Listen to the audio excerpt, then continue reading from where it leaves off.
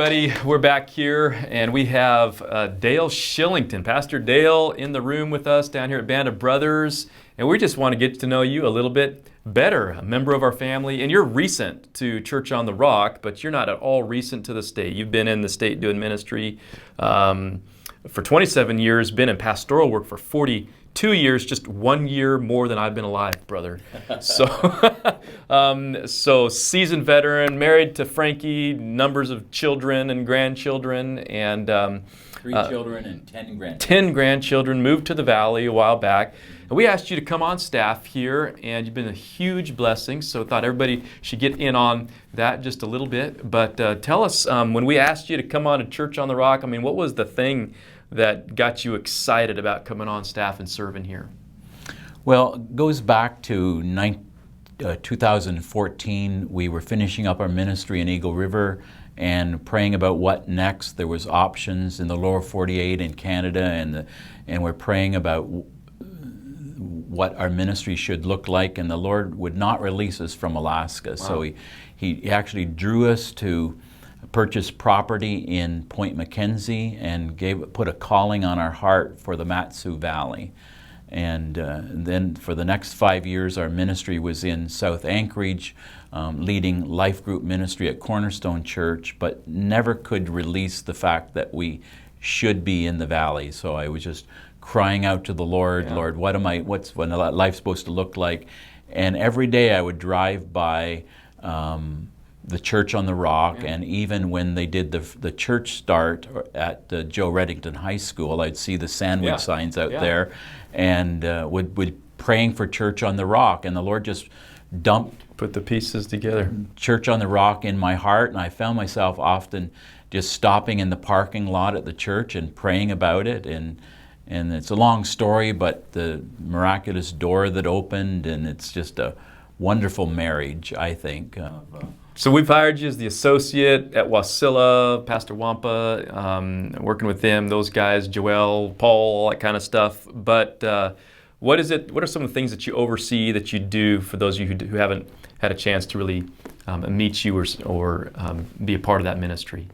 Well, immediately my ministry oversight was over guest services, which is ushering and greeters and all of that work. But the long-term goal is to develop life group ministries at Church on the Rock. So tell us a little bit about that. I mean, what is it that you're stepping into in this next season? I know you and I have talked in your office about this. Tell us what life groups are and where you're planning to head in this next season of ministry with that. Well, life groups is kind of go back to the Bible model of an ancient future model of church in a house. And Jesus had that model. He went from house to house. He said to Zacchaeus, I want to go to your house, to go home with you. He said to Matthew, the tax collector, and so on. And so Jesus, when he started out his ministry, selected 12 disciples. We could say the first act of Jesus' ministry to launch his ministry on earth was to start a life group. Yeah. And so we think that gathering people in small group community to be real with one another and to deepen them in their faith is really important, because people hunger for relationships and for community, to belong and not get lost in the big church. But it's really important, if we're going to get people grounded in the gospel, to get them in small relationships where they can ask the questions of how Christianity relates to the issues of our culture. And then by pursuing relationships, then they will have an influence, a spiritual influence on one another, and to practice spiritual gifts within small groups. So right now at Church of the Rock, Wasilla, I think we have 2 existing or operating. Looking to expand that out. We're wanting to expand it. I've been at this point recruiting leaders, and when I typed up the list yesterday, I actually have 15 potential names, right, of just potentially of new life groups that we're hoping to launch, yeah, in September. So that's our timeline. Hopefully come September we're going to have a whole lot of life groups so people can get connected. So if anybody's looking at doing that, you're the guy that they need to connect with if they're part of the Wasilla campus. Get connected in those life groups. Valuable ministry, so important, and we're wanting to see that really multiply across all campuses. So it seems like a timely ministry to be investing in.